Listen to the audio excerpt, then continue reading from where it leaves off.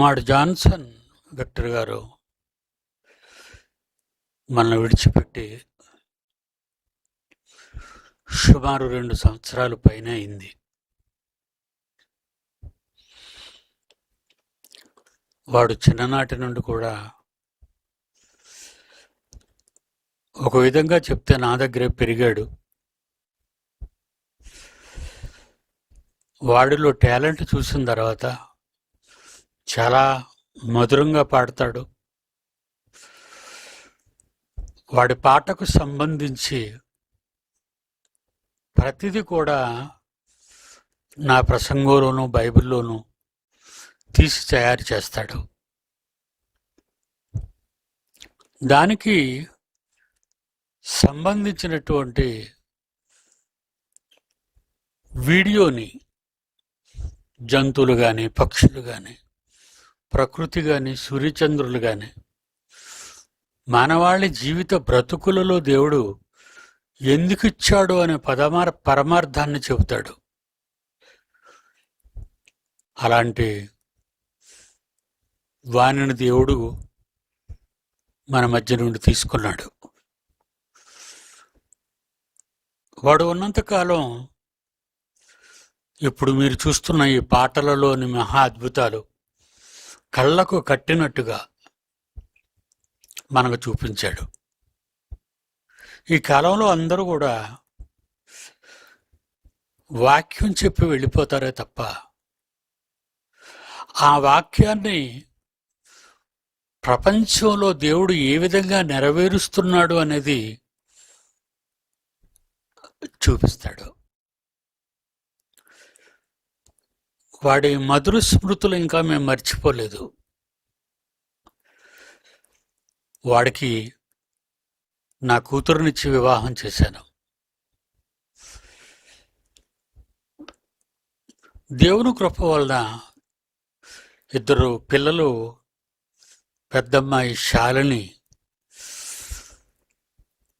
Blood లేకుండా పుట్టడం వల్ల ఎప్పటి వరకు జాన్సన్ మరణించిన ఆ భారం నా మీద ఉండకూడదని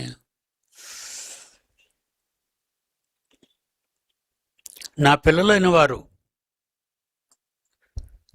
దేశవ్యాప్తంగా ఎక్కువగా, రాష్ట్రాల వ్యాప్తంగా ఎక్కువ మంది పిల్లలు ఆమెకు అయ్యే మందుల ఖర్చులు కానీ, మెడిసిన్స్ కానీ, పైప్స్ కానీ, ఎందుకంటే ఆమెకి 20 రోజులకు ఒకసారి బ్లడ్ ఎక్కిస్తూ ఉండాలి. బ్లడ్ ఎక్కించకపోతే తను మన ముందు ఉండదు. దేవుడు తీసుకుంటాడు. అందు గురించిన నా పిల్లలందరూ కూడా, ముఖ్యంగా చెన్నైలో ఉన్న విజయ్ బాబురావు తమ్ముడు, డిప్యూటీ డైరెక్టర్ బాబురావు, నా కుమారుడు బాబురావు తమ్ముడే విజయ్. ఆ విజయ్ ప్రతి నెల కొన్ని వేల రూపాయల మందులు మరెక్కడ దొరకవు, అవి చెన్నైలోనే దొరుకుతాయి. సర్వసాధారణంగా అన్ని ప్రాంతాల్లో ఆ మెడిసిన్స్ దొరకవు. ఎందుకంటే రాయవెల్లూరు నుంచి ఆ మందులు వాడుతున్నాం. అప్పటి నుంచి ఇప్పటి వరకు అమ్మాయికి సుమారు వయసు ఎంతైనా, అమ్మాయికి ఇంచుమించు 16-18 సంవత్సరాల మధ్యన ఉంది. పెద్ద పిల్ల అవ్వాలి, కానీ బ్లడ్ లేకపోవటం వల్ల అవదు. శారీర ఎదుగుదల కూడా ఆమెకు లేదు. చిన్నగానే ఉంటుంది, చక్కగా మాట్లాడుతుంది, చక్కగా బైబిల్ చెప్తుంది, చక్కగా అన్ని విషయాల్లో వాళ్ళ అమ్మకు అనుకూలంగా, వంట పనిలో, అన్ని పనుల్లో కూడా తోడుగా ఉంటుంది నా మనవరాలు.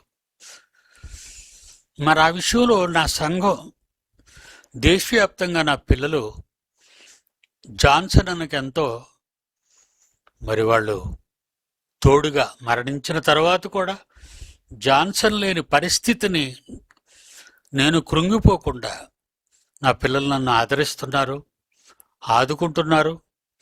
ఏ చిన్న అర్జీ నా పిల్లల కోసం నేను అడిగినా, నా పిల్లలు నోరు తెరిచి మిమ్మల్ని అడిగినా మీరు వెంటనే మరి మీరు సిద్ధపడి మీరు పంపటం అనేది నాకు ఎంతో ఆనందాన్ని ఇస్తుంది. దేవుని పిల్లలారా, దేవుని విషయంలో కూడా మనం ఇప్పుడు బాధ్యత కలిగి ఉండాలి. ఈ మధ్యకాలంలో ఎక్కువ బాధలు క్రైస్తవులకి ప్రపంచవ్యాప్తంగా వస్తున్నాయి, ముఖ్యంగా మన భారతదేశంలో. ఎందుకంటే మతాల మధ్య చిచ్చు పెడుతున్నారు ఎందరో ఛాందస్యవాదులు. అన్ని మతాలలోనూ ఈ ఛాందస్యవాదులు ఉన్నారు. ఒక హిందూయిజంలోనో, ఒక ఇస్లాంలోనో, ఒక క్రిస్టియానిటీలోనో అనుకోకండి. అన్నిటిలో కూడా ఈ మత సంబంధమైన విద్వేషాగ్నులను రగిలిస్తున్నారు. ప్రజల మధ్య అల్లర్లు పెడుతున్నారు, గొడవలు పెడుతున్నారు, నిప్పులు తగిలిస్తున్నారు, చర్చిలు మసీదులు కూలగొడుతున్నారు. మరి దేశాన్ని, రాష్ట్రాన్ని పరిపాలించినటువంటి మరి ఎందరో ఉన్నారు నాయకులు, గొప్పవారు, త్యాగధనులు, నిస్వార్థపరులు. అలాంటి వారి గౌరవార్థమై వాళ్ళ అభిమానులు ఆయా రాష్ట్రాలలో, ఆయా జిల్లాలలో, గ్రామాలలో వారి విగ్రహాలను నిలబెడుతున్నప్పుడు చివరికి గాంధీ గారి విగ్రహాన్ని కూడా, అంబేద్కర్ విగ్రహాన్ని కూడా పగులుగొట్టి పడదోస్తున్నారు. అంటే ఒక రాక్షసాధికారం ప్రజల్లో ఉన్నట్టు కనబడుతుంది.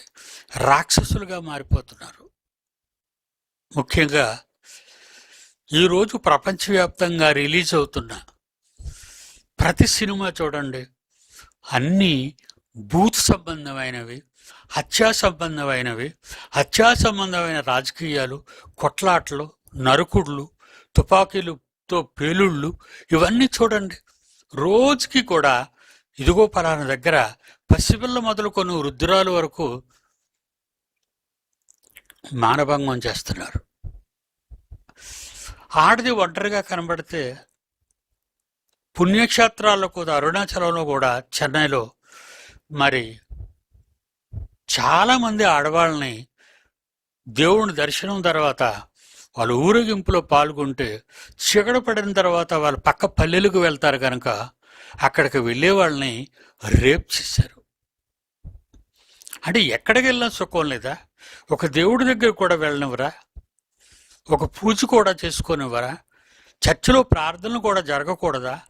దేవాలయంలో పూజలు జరగకూడదా? ఎందుకు అలా చేస్తున్నారు? రాక్షసత్వం వచ్చింది. రాక్షసత్వం మనుషుల్లో క్రోధం, పగ, ద్వేషం, అసూయ రకరకాలవి అయిందా అండి? ఇంకొక ప్రపంచవ్యాప్తంగా ఒక భయంకరమైన అతిపెద్ద సమస్య ఏంటో తెలుసా? మానవ ఆరోగ్యాలు దెబ్బతింటున్నాయి. ఎండలు చూసారా? ఇది దేవుడు చేసిన తప్పు కాదు. ఎండలు ఇంత మండిపోతున్నాయంటే దేవుడు చేసిన తప్పు కాదు, మనుషులు చేసిన తప్పు.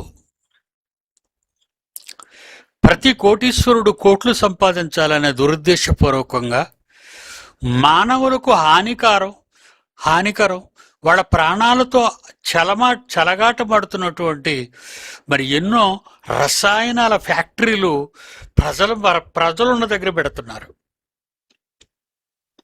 అందులో నుంచి విడుదలవుతున్న పొగ కానీ, అందులో నుంచి విడుదలవుతున్నటువంటి రసాయనాలు కానీ నీళ్లు రూపంగా అవి భూమిలోకి వెళ్ళిపోతున్నాయి. అవి భూమిలోకి వెళ్ళిపోవటం వల్ల మన బోరుల్లో నీరు ఎండిపోతుంది, మన నూతుల్లో నీరు అడగంటిపోతుంది, మన చెరువుల్లో నీరు పోతుంది, ఎండు నేలగా మారిపోతుంది పంట పొలాలు. ఈరోజు మరి మీరు ప్రతిరోజు న్యూస్ చూస్తున్నారో లేదో కానీ ప్రతి పొలం ఎండిపోయింది, బీటలు వారింది. దేవుని పిల్లలారా, ఏటి సమస్యలన్నీ? ఎందుకు ఇలా జరుగుతున్నాయి? ప్రేమతత్వం, మానవత్వం మనుషుల్లో క్షీణిస్తున్నాయండి. ప్రతి వాళ్ళలో దురాలోచన. ఒక పిల్లని చూస్తే దాన్ని రేప్ చేయాలి, పసిపిల్లను రేప్ చేయాలన్నటువంటి ఆలోచన పండు ముసలివాడికి కూడా వస్తుందంటే ఏంటి వాళ్ళ మా పరిస్థితి? వాడికి చెప్పేవారు లేరు. బడుల్లో ఈ పాఠాలు చెప్పరు, యూనివర్సిటీల్లో ఈ చదువుల్లో ఇవన్నీ చెప్పరు. చివరికి చదువుకోవడానికి వెళుతున్న పిల్లలు కూడా వాళ్ళ స్కూల్ బ్యాగ్స్లో, పుస్తకాల్లో మత్తు మందులు పెట్టుకుంటున్నారు, కండోమ్స్ పెట్టుకుంటున్నారు. అక్కడ పిల్లలతో పిల్లలు పోతున్నారు. ఇది స్కూల్లో ఉన్నటువంటి, ఇక విద్య నేర్పిస్తున్నటువంటి ఆ స్కూళ్ళల్లో పిల్లలు ఇలా మారిపోతుంటే వాళ్ళు ఏ రకమైన విద్య నేర్పిస్తున్నారు? అంతా పాడైపోయింది కదండి ప్రపంచం. ప్రపంచం అంతా పాడైపోయింది. మరి ఎలా బ్రతకాలి మనం? అందుకే ఎప్పుడు చెప్తాను, మీ పిల్లలు జాగ్రత్త.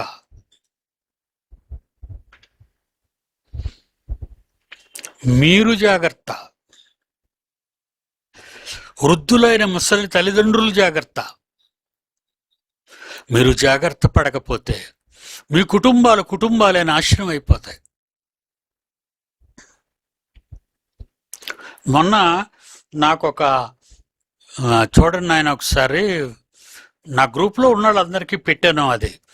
ఎందుకంటే వాడు ఏంటవి సెల్స్, వాడికి సెల్లలు చూసి చూసి చూసి చూసి తల్లిదండ్రులు వాడికి ఇచ్చేస్తారు, అది చూసుకొని ఆడుకోరా అని. కానీ అందులో ప్రచారం అవుతున్నవి మామూలువి కావు. భయంకరమైనటువంటివన్నీ కూడా యూట్యూబ్లో నుంచి, వార్తల్లో నుంచి బయటకు వస్తే పిల్లలు అది చూసి పిల్లలు ఏదో బొమ్మలతో ఆడుకుంటారని మనం అనుకున్నాం.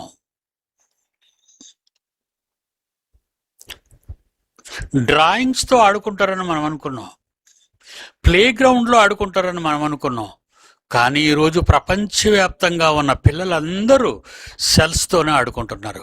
ఆ సెల్ చూసి చూసి పిచ్చివాడైపోయాడు.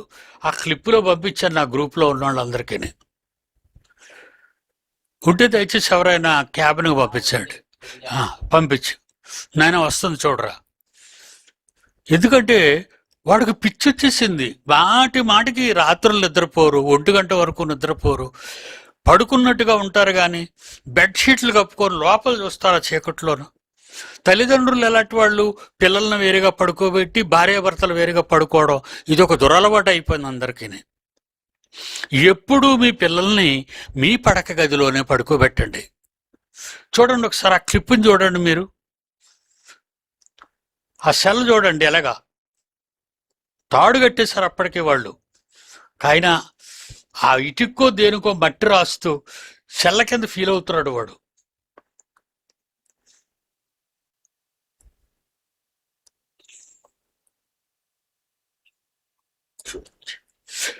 పిల్లలకు మొబైల్ ఫోన్స్ ఇచ్చి వారి బంగారు భవిష్యత్తును పాడు చేస్తున్నారట తల్లిదండ్రులు. చూడండి వాడు ఎలాగైపాడు. ఒక కుక్క పిల్లని కట్టినట్టుగా పడేశారు గుమ్మంలో. మరలా చెప్తున్నాను, నా పిల్లలందరికీ, ఏ సంఘంలోనైనా ఎవరైనా ఏ దేవుని సేవకుడైనా చెప్తాడో చెప్పడో నాకు అనవసరం. నా దగ్గరకు వస్తున్న నా పిల్లలైన మిమ్మల్ని అందరినీ, మీ కుటుంబాలని, మీ తల్లిదండ్రుల్ని, మిమ్మల్ని కాపాడే ప్రయత్నాలే అలాంటిదే బైబిల్ ఓపెన్ యూనివర్సిటీస్ విద్యాభ్యాసం. ఈరోజు నా పిల్లలందరూ జాగ్రత్త పడుతున్నారు, వాళ్ళ పిల్లల్ని జాగ్రత్త పెడుతున్నారు. భయంకరమైన వైరస్లు వచ్చేస్తున్నాయి ఇప్పుడు. ఇదిగో మరలా కరోనా కంటే భయంకరమైన వ్యాధి వచ్చింది. ఒబోలా, ఆఫ్రికాలో పుట్టినటువంటి ఒబోలా, బ్లడ్ కక్కుకుంటూ చచ్చిపోతున్నారు. వాళ్ళు మన ఇండియాలో 2 వచ్చేసారట అప్పుడే ఇండియాకి, అక్కడి నుంచి, ఆఫ్రికా నుంచి. వాళ్ళు అంటించడానికి సరిపోరా? కరోనా ఎలా వ్యాపించింది? ఎన్ని కోట్ల మంది చచ్చిపోయారు ప్రపంచవ్యాప్తంగా. సమాధులు చేయడం కూడా వాళ్ళకి తీరిక లేక శవాలన్నిటినీ శ్మశానం ముందు అలాగ లైన్గా పడుకోబెట్టేశారు అన్నిటినీ. దేవుని పిల్లలారా, నా వయస్సును బట్టి నా ఆరోగ్యం సహకరించడం లేదు ఇప్పుడు ఎక్కువగా. ఒకప్పుడు గంభీరంగా మాట్లాడేవాడిని పబ్లిక్లోకి వెళ్ళి. పబ్లిక్లో కూడా నేను ఎవరికి మీటింగ్స్ డేట్స్ ఇవ్వటం లేదు. నా కుమారుడిని పంపుతున్నాను. ప్రతి వాళ్ళకి నా ఆరోగ్యం బాగులేకపోయినా నిన్న రాకుండా ఉండిపోయినందుకు డాక్టర్ దగ్గరికి వెళ్ళాను ఇంజక్షన్లు వేసుకోవటానికి. ఎందుకంటే ఈ సమ్మర్లో ఈ వాతావరణం బాగులేదు. ఎందుకంటే పెద్ద పెద్ద వ్యాపారుల వల్ల మొత్తం డూమ్స్ డే అయిపోయింది. ప్రపంచం అంతా కూడా పాడైపోతుందండి. వాతావరణం పాడైపోయి ఋతుపవనాలు రాకుండా, వర్షాలు పడకుండా, ఏ కాలంలో రావలసినటువంటి ఆ కాలాలు రాకుండా ఈరోజు ప్రకృతి పాడైపోతుంది. మీరు రావడానికి ఎంత కష్టపడుతున్నారో నాకు తెలుసు. నేను ఇక్కడ కూర్చుంటాను, నా దగ్గర సీసీ కెమెరాల ఫోటోలు ఉన్నాయి, నాకు కనపడుతున్నాయి. ఇక్కడ మిమ్మల్ని చూస్తున్నాను, వచ్చేవాళ్ళందరినీ. అంగవైకల్యంతో ఉన్నవాళ్ళు వస్తున్నారు, జబ్బు పడిన వారు వస్తున్నారు, కష్టాల్లో ఉన్నవారు వస్తున్నారు, ఇబ్బందుల్లో ఉన్నవారు వస్తున్నారు, రోగాలతో ఉన్నవారు వస్తున్నారు. అది మీ ఆత్మవిశ్వాసం, అది మీకు మీ తండ్రి మీద ఉన్న ప్రేమ. కనుక జాగ్రత్త, మీరు జాగ్రత్తగా ఉండండి. ఎందుకంటే ఒకడు మనకు విరోధి, వాడే ప్రపంచాన్ని పరిపాలిస్తున్న చీకటి శక్తి. మళ్ళీ చంపేస్తాడు. మీరు వస్తున్నారు కదా, మీ మీద వాడికి నిఘా ఉంటుంది. చివరిగా చెప్తున్నాను, జాగ్రత్తగా వినండి. మీ మీద నిఘా ఉంటుంది. రాజకీయ నాయకుల మీద మనుషులు నిఘా పెట్టి చంపుకుంటున్నారు. గొప్ప గొప్ప వారు నిఘా పెట్టి చంపుకుంటున్నారు. దేశాల మధ్యన కక్షలు వచ్చి బాంబులు పేల్చుకుంటున్నారు, చస్తున్నారు. కానీ నిజమైన దేవుని పిల్లలుగా పెరుగుతున్న మీ మీద నిఘా ఉంది. ఎవరికి? దుష్టునికి, సాతానుకి.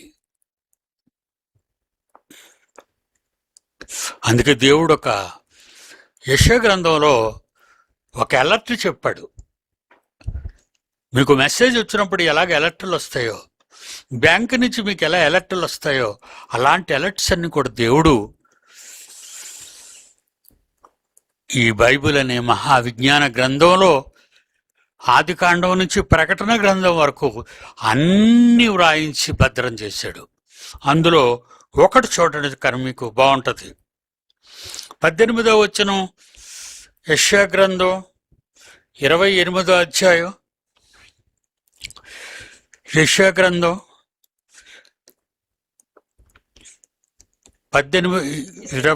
28వ అధ్యాయం 18వ వచనం.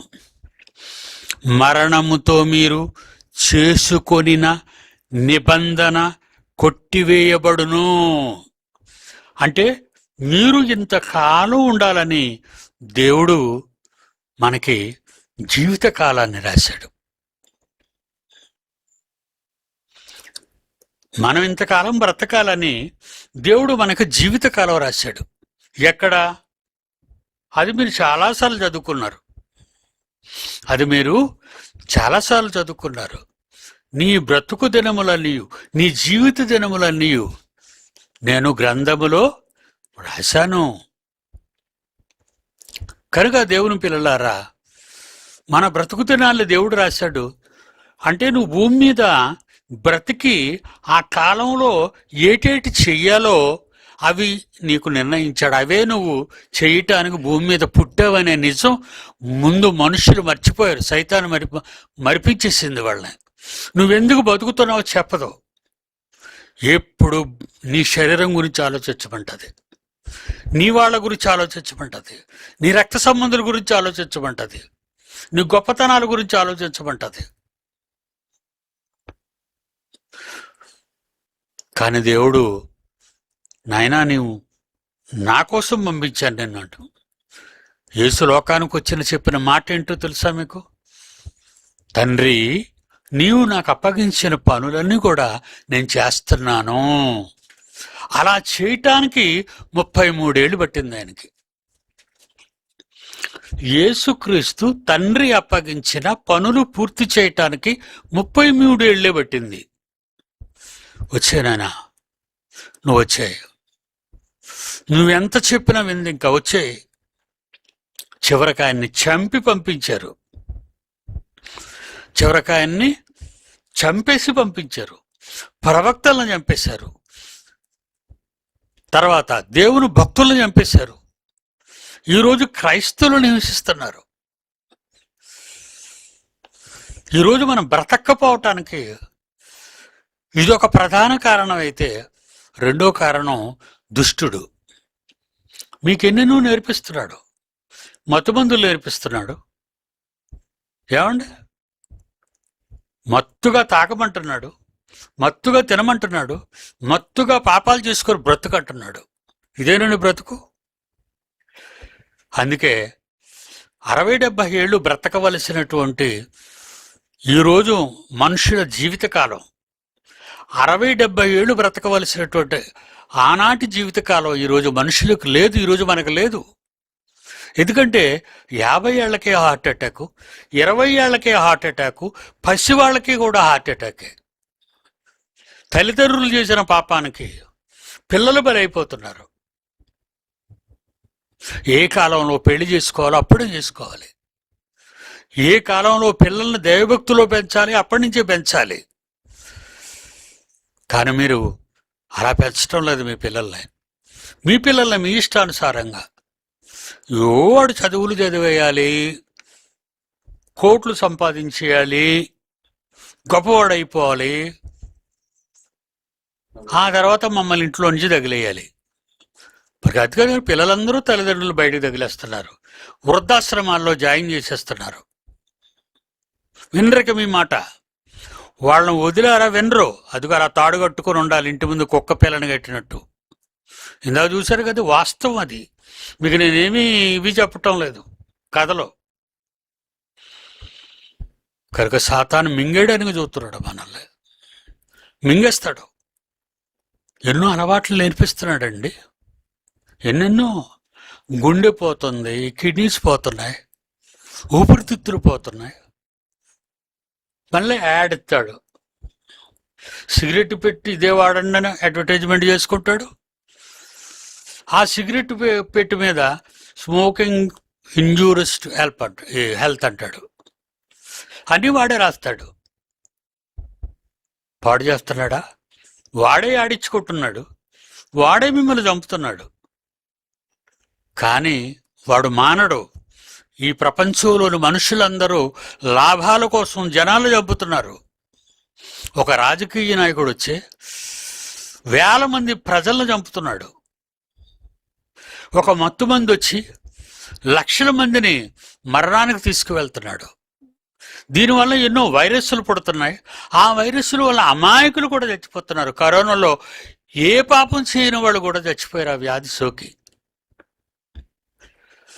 భద్రం సుమండి 18వ వచనం చూద్దాం. 28 యెషయా గ్రంథం 18. మరణముతో మీరు చేసుకున్న నిబంధన కొట్టివేయబడును. ఏటి ఎక్కువ కాలం బతికేద్దాం అనుకున్నారా? ఎక్కువ కాలం బతికేద్దాం అనుకున్నారు. చావు రాకుండా ఏమైనా ట్రై చేస్తున్నారా? చూడండి, ఇప్పుడు అన్నీ కూడా ఎక్కువ కాలం బతకాలి, ఈ పండు తినాలి, ఆ పండు తినాలి, ఫలాంది తాగాలి, మార్నింగ్ ఇలా చేయాలి, వ్యాయామం చేయాలి, యోగా చేయాలి. ఏంటి శరీరాన్ని కాపాడుకోవడానికి ఇదంతా?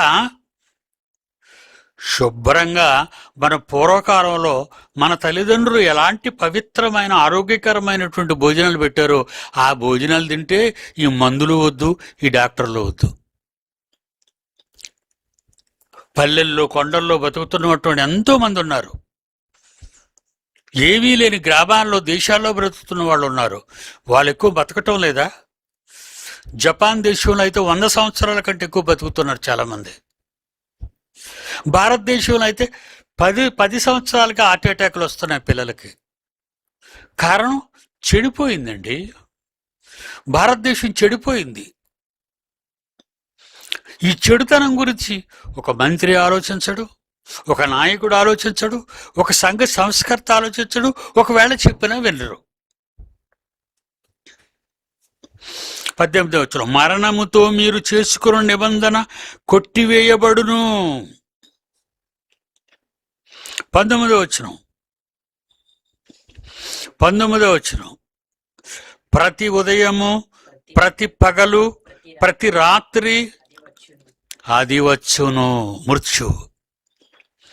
పర్లేదండి, నేను ఇంకొక 20 ఏళ్ళు బతుకుతానండి, నేను ఇంకా చిన్నపిల్లోడినండి అంటున్నారా? చచ్చిపోతావు. పర్వాలేదండి, నేను యవ్వనంలో ఉన్నాను, ఎక్సర్సైజ్ బాడీ నాది, నేను హ్యాపీగా ఉన్నాను అని బాక్సింగ్ నేర్చుకుంటున్నాడు ఒకడు, తన్నుకోవడం నేర్చుకున్నాడు ఒకడు, కొట్టుకోవడం నేర్చుకున్నాడు ఒకడు. చచ్చిపోతారా? చచ్చిపోతారు.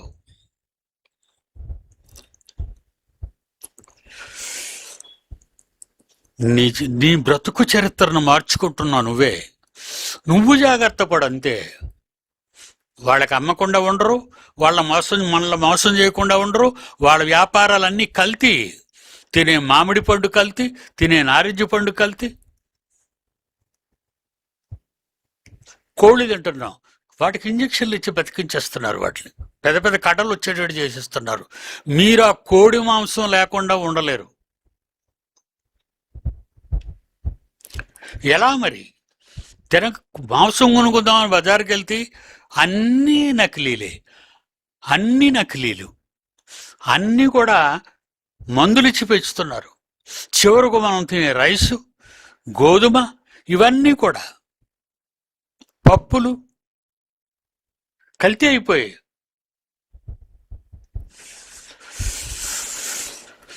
నా పిల్లలుగా ఒక తండ్రిగా నేను మీకు జాగ్రత్త చెప్పాలి కనుక చెప్తున్నానే తప్ప, మీరందరూ బాగుంటే, నన్ను పంపిన దేవుడు నాకు ఇచ్చిన 76 సంవత్సరాల ఆయుష్కాలంలో ఇంకా నేను బతుకున్నాను అంటే అందుకే బతికిస్తున్నాడు. లేకపోతే నేను ఎప్పుడూ వెళ్ళిపోయేవాడిని. నా తరం వారు పోయారు, నా తోడబుట్టిన వాళ్ళు పోయారు, నన్ను కన్నవారు పోయారు, నానుకునే వాళ్ళు ఎవరూ లేరు. కానీ నేను ఉన్నాను అంటే అది నా ఎక్సర్సైజ్ ఏం కాదు, అది నా మార్నింగ్ వాక్ ఏం కాదు. నా దేవుడు తన కోసం బ్రతుకునిచ్చాడు. నా దేవుడు బ్రతుకునిచ్చాడు. నేను బ్రతికినంత కాలం మీకోసం బ్రతకాలనే అనుకుంటున్నాను. 50వ అధ్యాయం యెషయా గ్రంథం